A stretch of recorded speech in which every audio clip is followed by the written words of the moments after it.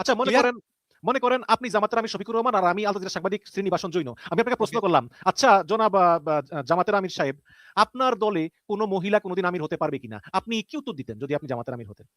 Actually তো আগে তো দলের ভিতরে চেঞ্জ করতে হতো, ওটা তো করি নাই। তবু যদি মনে করেন যে আমি বিপদে পড়ে গেছি, আমি বলবো যে হ্যাঁ হতে পারে, তবে এখনো আমরা এগুলো প্রস্তুতি সব নিতে পারি না, বুঝেন তো, আমরা একটা পিছিয়ে পড়ার সময়, তবে আমরা চেষ্টা করতেছি। হয়ে গেল। কিন্তু উনি বলছেন প্রথমে আপনাকে হ্যাঁ বলতে হবে। It's not possible. না না, এটা তো আবার ওটাতে ওই জায়গায় ওনার মাথায় ভর করছে উনি কত বড় ইসলামের লোক সেটা প্রমাণের। কিন্তু এটা যে অবাস্তব, দেখেন এতে কি হবে আসলে, ইসলামের সাথে ইসলামী দলের সাথে জড়িয়ে থাকা কয়েকজন মহিলা ছাড়া কোন ওয়ার্কিং ওম্যান তো আপনার কথা গ্রহণই করবে না। আপনি তো প্রথম চোটে সে তো পলিটিক্স করে না, কিন্তু সে বলে এই যে আপনি আমাকে খাটো করে দেখলেন কেন, আপনি তো আমাকে পুরুষের সমান মনে করেন নাই, সো আমি নাই আপনার সাথে। কিন্তু তারা তো বলতেছে যে সব মহিলা আমাদের সঙ্গে আছে। কারণ কারণ কারণ শুনেন, আপনি এই যে পর্দা আটকায় রাখা এগুলো যে চিন্তা করতেছেন, এগুলো যেই সময়কার কথা সেই সময় মহিলাদেরকে বাইরে আনার দরকার পড়তো না। এখন কাউরে ঘরে বাদ দিতে পারেন না আপনি, ওকে নিচে বাইরে বেরিয়ে এসে সিঙ্গেল মাদার যদি বাচ্চা মানুষ করতে হয়, নিজেকে চালাইতে হয়, আপনি এই দিকটা দেখতেছেন না। আপনি এখন আছেন ওই সময় পর্দা করতাম কি, এখন ওইটা করতে হবে, তো বাঁচবে কি করে? এটা এমন একটা কল, এমন একটা মানে বইয়ের ভাষ্য বলতেছেন, মানে যেটা বলে আদর্শ, রিয়েলিটিতে জিনিসটা, রিয়েল লাইফটা দেখছেন না তো আপনি। আর এটা প্র্যাকটিস হয়েছে যেই সময়, আর এখনকার সময় কি এক? আচ্ছা আপনাকে আরো একটা মজার কথা দিই, ইভেন নবী তো নিজেও করছে, যখন যুদ্ধক্ষেত্রে গেছে, যুদ্ধে ফিরে আসার সময় কি করছে? যাদেরকে হারাইছে তাদের সম্পত্তি পেয়ে নিয়ে আসছে না, নিয়ে এসে গনিমতের মাল বলে ভাগ করেছে না? যদি মহিলারা থাকে তাদেরকেও নিয়ে এসে ভাগ বাটোয়ারা করে দিচ্ছে না? দাসপ্রথা চালু ছিল, হাটে বেচছে না? এখন আপনি যদি ইসলামী মানবেন, এখন এটা চালু করেন না কেন? পারবেন? আমেরিকার লোকে মারামারি করে এইবার আমেরিকান মেয়েদেরকে নিয়ে বাজার বিক্রি করবেন, তাহলে তখন দাস তো নাই, তাহলে দাস ব্যবসা আবার খুলবেন? প্র্যাকটিক্যাল বলেন এখন। তাহলে এটাকে তো বুঝতে হবে একটা কায়দা করে, জিনিসটা কি ছিল আসলে। নবী এতটুকু বুঝছিল যে দাস ব্যবসাটা মিডল ইস্টে একটা বড় ব্যবসা, এবং ওই সময় যতগুলো কলোনি দখল করতেছে বিশেষ করে আমেরিকায়, তার যে লেবারের শর্টেজ, এই লেবার দেওয়ার মতন কোন দেশ নাই। আফ্রিকা পিছিয়ে আছে, ওখান থেকে ধরে নিয়ে আসে, এক পার্টি ওটাকে ধরে নিয়ে আসে বিক্রি করবে মিডল ইস্টে এসে, আরো তার কি ওটা মিডল ইস্ট ছিল হাত বদলের জায়গা, আর একটা পার্টি আছে যা এখান থেকে নিয়ে গিয়ে এবার আমেরিকা বেচবে। নবী ঠিকই বুঝছে এটা, যে এখন আমি এই জায়গায় যদি ডাইরেক্ট গিয়ে বলি যে এটা বন্ধ, ফতোয়া দেই যদি, তা আমারে মানবে না। ফলে নবী কায়দাটা দেখেন, খেয়াল করে বলছে কিনে নিয়ে মুক্ত করে দাও।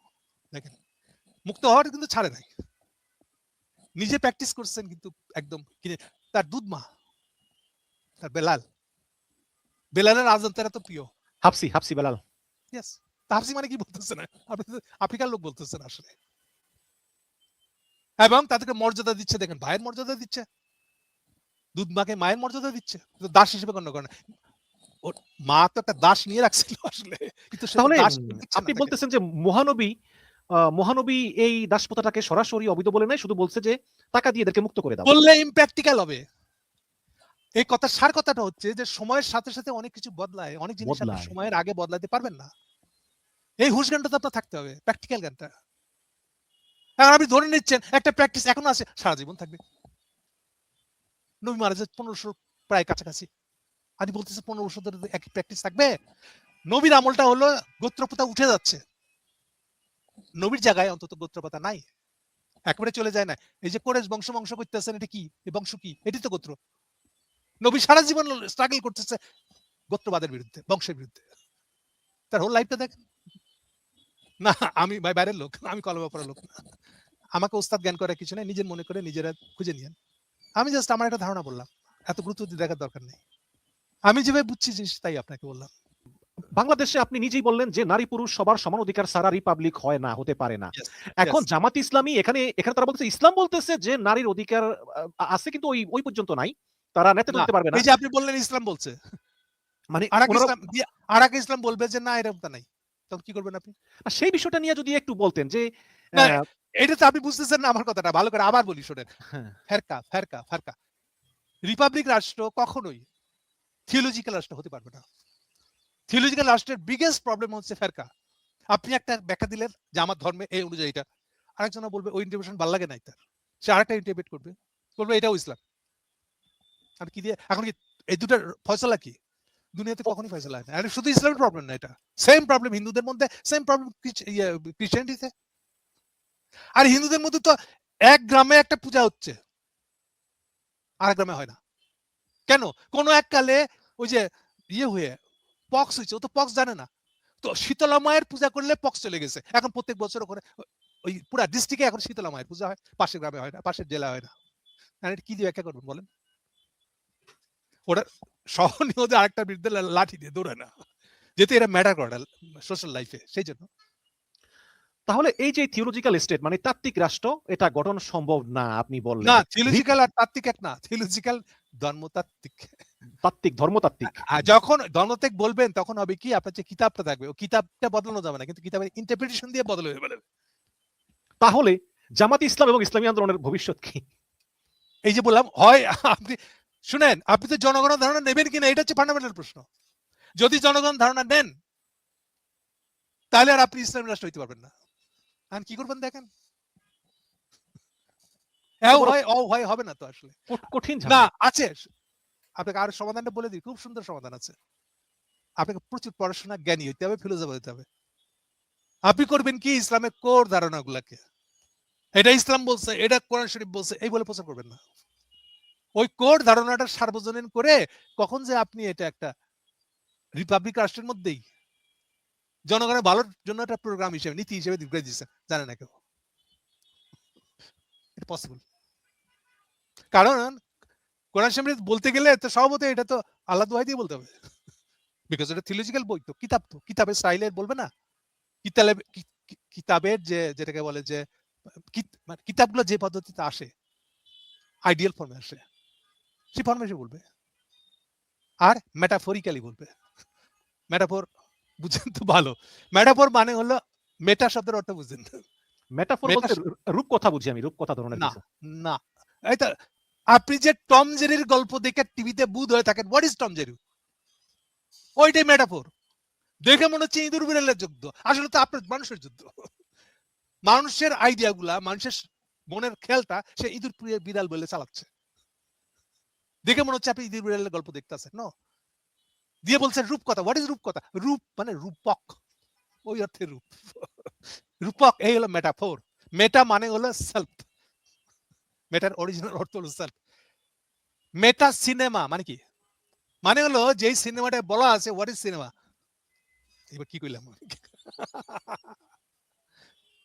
যেমন চিন্তা বলতেছে, হোয়াট ইজ চিন্তা? কি কইলাম, এটা হলো মেটা চিন্তা। তার মানে তাহলে এবার হেগেল হইতে পারবেন যদি মেটা চিন্তা বুঝতে পারেন। ঠিক আছে, বিজ্ঞানও এরকম। বিজ্ঞানের শর্টকামিংস কি?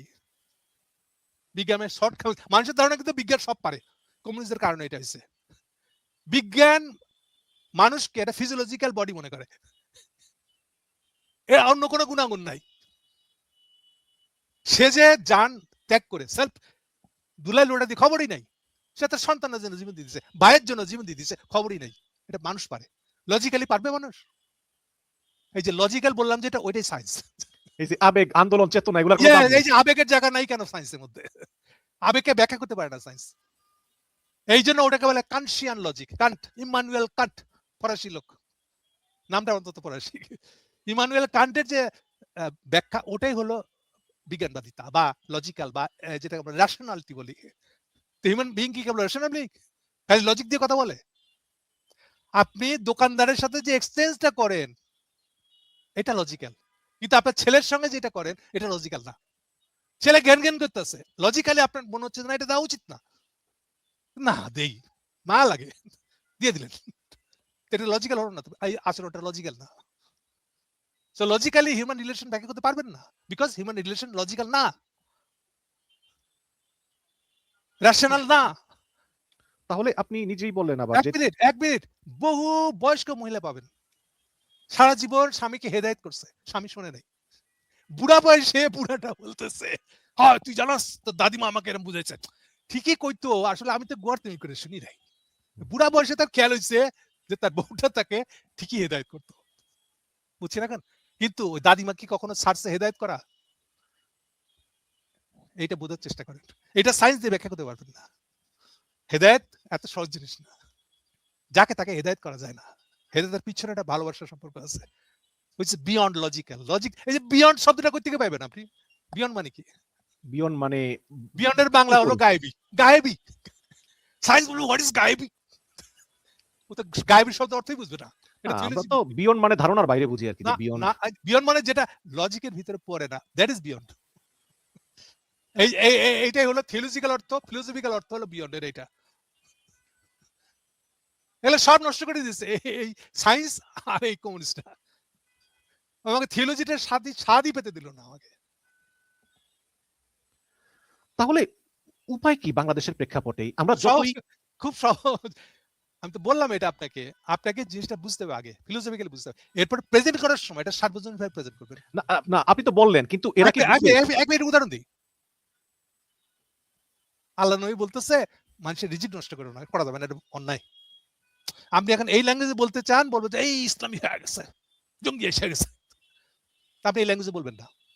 আর বললেন দেখেন ভাই, গরিব মানুষ, কোনো মানুষের পেটে লাথি মারা যাবে না, হয়েছে?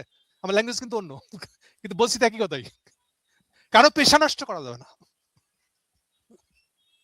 বুঝছেন? এবার কোন ভাষা এটা প্রকাশ করবেন? সে যদি মদ বিক্রি করে তাও বন্ধ করা যাবে না। না, মদ বিক্রি করার জন্য অর্থনৈতিক পেশা দিতে হবে আর হিদায়ত করতে হবে। এই যে দেখেন থিওলজির সঙ্গে মিললে কিনা দেখেন। কিন্তু আপনি বলবেন না যে এটা আমার আল্লাহ বলছে তাই করছি। আমি বললাম না, দেখো এটা তো সেকুলার একদম, আমি তো সব মানুষের রাইটের জন্য করছি। আপনি প্রেজেন্টেশনের সময় যখন প্রেজেন্ট করবে, হাজির করবেন যখন, তখন ওটা ওই ধর্ম চিহ্নটা খুলে রেখে দিবেন। যে বুঝার সে ঠিকই বুঝবে যে এটা ইসলাম থেকে আসছে, যে বুঝার সে ঠিকই বুঝবে যে এটা বাইবেল থেকে আসছে। মানে এভাবে ধরি মাছ নাচুই পানি করতে হবে, কিন্তু না, নাচি পানি কেন? মানে যেহেতু অ্যাকচুয়ালি তো এই পর্যন্ত হিউম্যান হিস্ট্রির সমস্ত চিন্তার উৎস হলো থিওলজি। এই কথাটা মনে রাখেন। বুঝলাম, কিন্তু ধর্মতত্ত্ব বিনা কোনো চিন্তা শুরু হয় নাই। আবার এই চিন্তাগুলো তো পরিবর্তিত হচ্ছে। তো অরিজিনাল থিওলজিটাই তো পরিবর্তিত হচ্ছে। হতে হতে আপনার ইয়ে আসছে, আপনার এনলাইটেনমেন্ট আসতে অনেক পরে। এনলাইটেনমেন্ট আগে আসছে রেনেসা। রেনেসা আসছে তো 1500 সালে। 1499 সালে এটা ফ্রান্সে ঢুকছে, রোম থেকে আইসা। তারপর ওখানে আরো দেশ 100 বছর, 1650 আগে কিছুই হয় নাই। এরপরে এরই আরেকটা ডেভেলপ রূপ হলো এনলাইটমেন্ট। এনলাইটমেন্টেরই পলিটিক্যাল রূপ নাম হলো রিপাবলিক। কিন্তু তখনও কিন্তু আমরা ওই যে লজিকের ভিতরে আছি, হেগেল পর্যন্ত যাই নাই। চিন্তা যে জানে নাই তখনও তো সে চিন্তা। কথা বুঝছেন? জি। এখন জামাতে ইসলামী তারা অলরেডি তাদের লোগো চেঞ্জ করেছে, অনেক কিছু পরিবর্তন করেছে। আবার আপনি দেখেন ইসলামী আন্দোলন বলতেছে যে জামাতে ইসলামের আমির বেপরদা নারীদের সঙ্গে সেলফি তোলে। হ্যাঁ, কেন ভাই, সেলফি তোলে? কারণ ওই ওই থিওলজিক্যাল ধারণা যে এটা ইলেকশনের ইসলামে সময়কার এই নিষিদ্ধ। ধরনের রেশারেশি কথা চলে। আমি এইটার উপর বেস করে আলোচনার অর্থ দেখি না।